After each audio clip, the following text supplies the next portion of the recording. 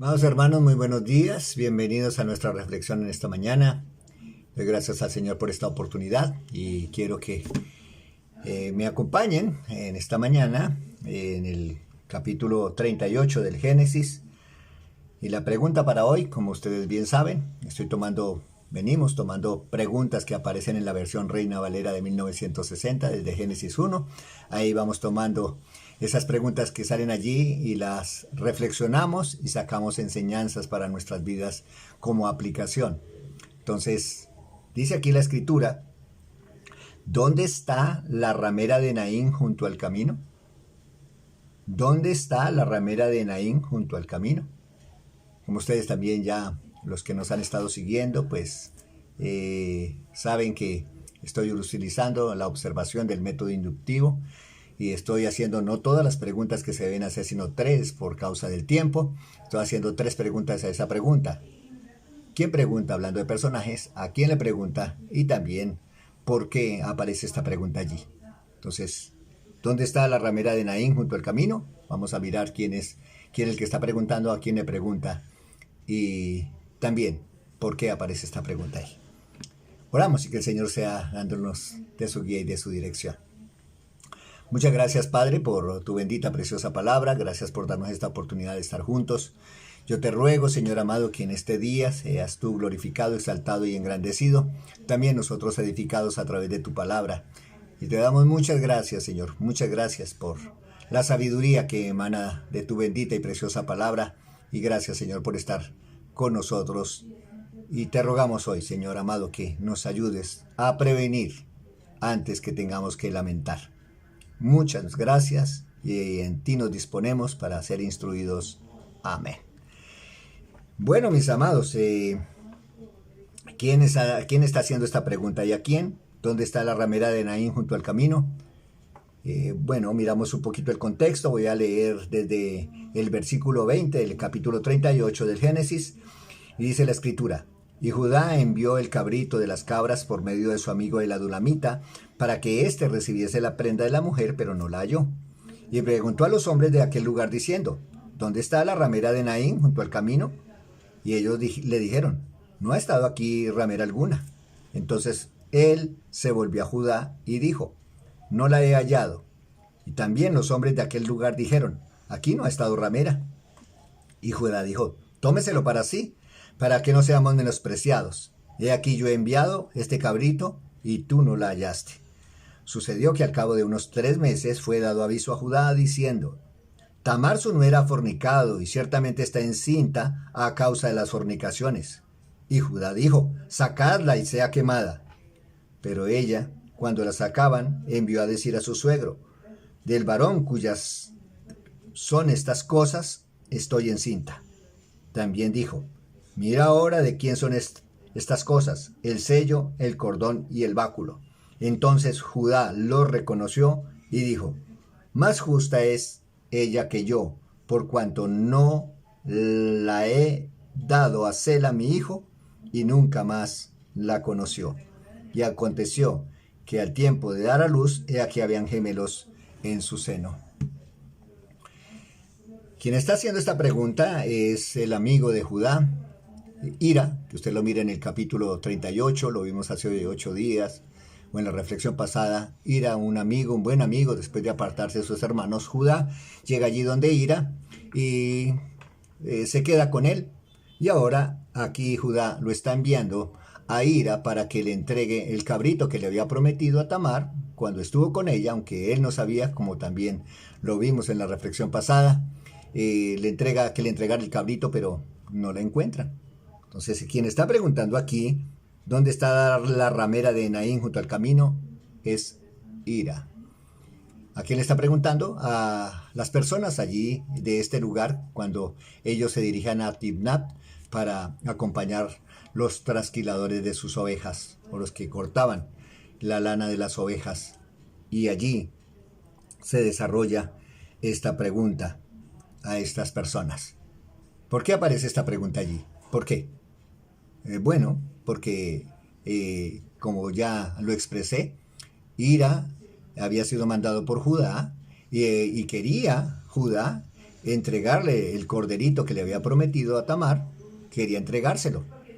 Pero por la referencia que dieron de una prostituta, pues la gente quedó desubicada porque allí no había prostituta. Recordemos que también Tamar había ocultado su rostro, se había disfrazado y había salido como prostituta, aunque no lo era, al camino, y es cuando Judá se llega a ella.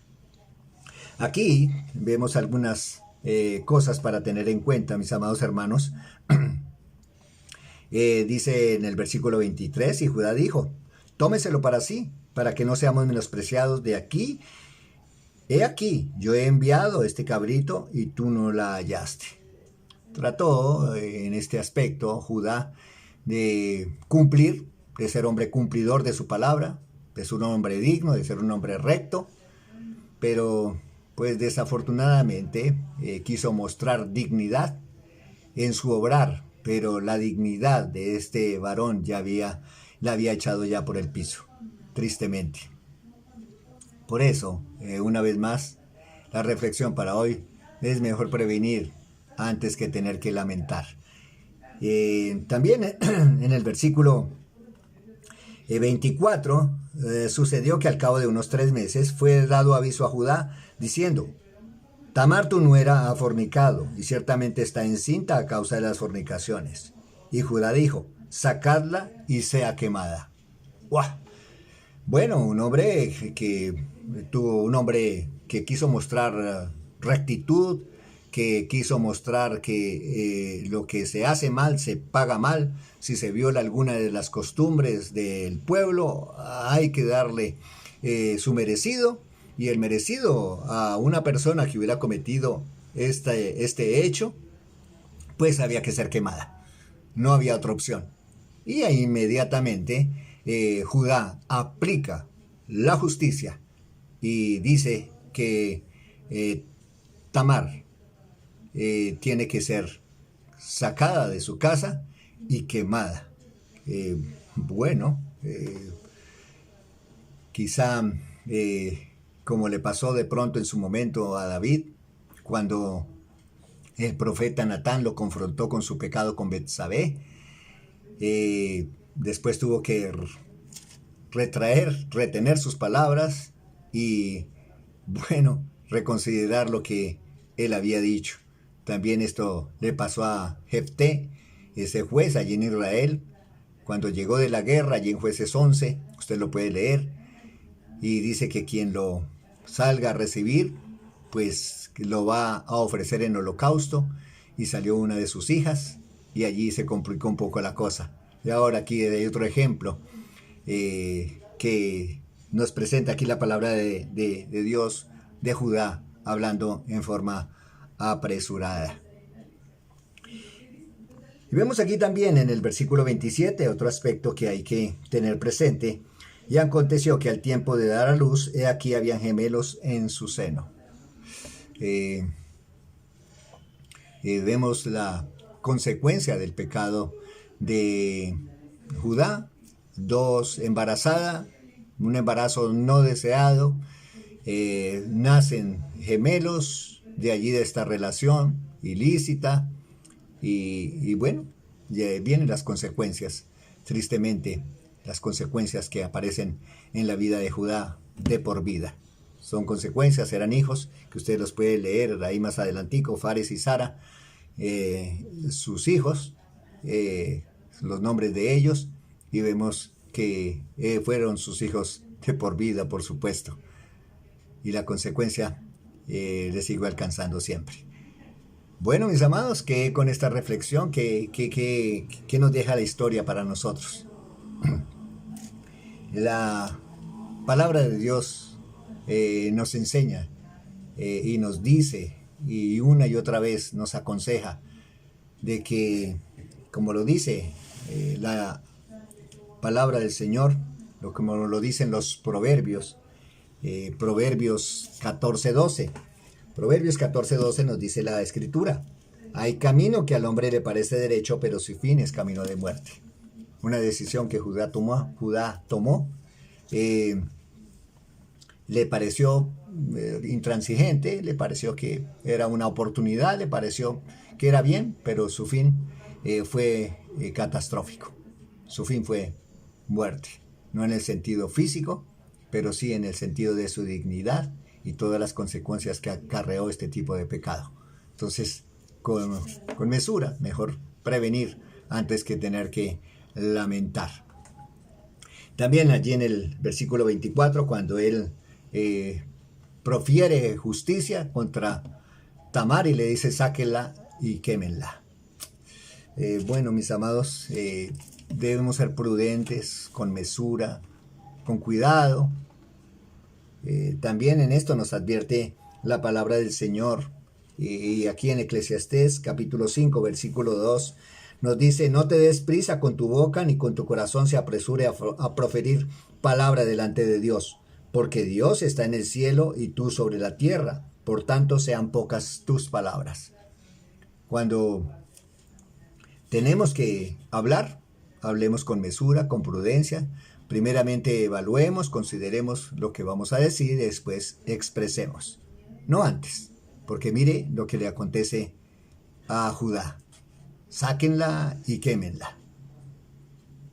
Pero también vemos ahí que no había ningún tipo de justificación, porque Tamar, como usted lo puede leer ahí en el versículo 25, dice, pero ella, cuando la sacaban, envió a decir a su suegro, del varón cuyas son estas cosas, estoy encinta.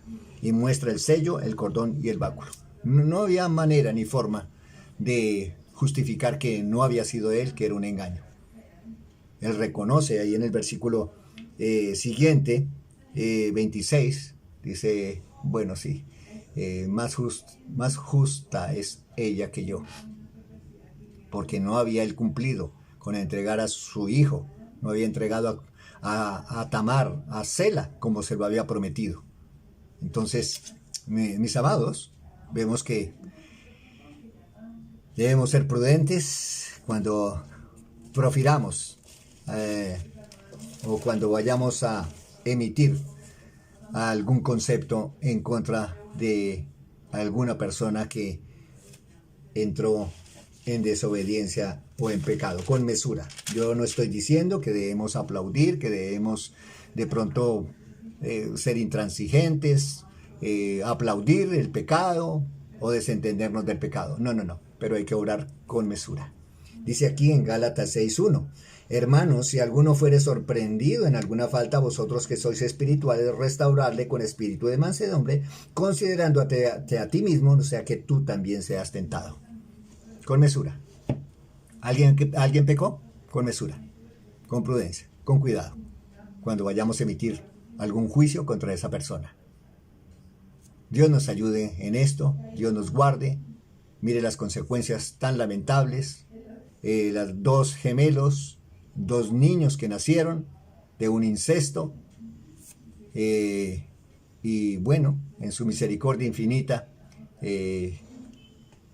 Dios acompaña, Dios está ahí presente y sigue cumpliendo sus propósitos. Dios perdona, sí, Dios perdona, y Él lo hará siempre, pero tengamos presente que las consecuencias quedarán, y a veces, como en este caso, consecuencias de por vida. Entonces, mejor prevenir antes que lamentar. Mis amados, Dios bendiga y que Dios nos guarde y que Dios nos ayude y que nos dé su sabiduría. Bendiciones para todos y muchas gracias.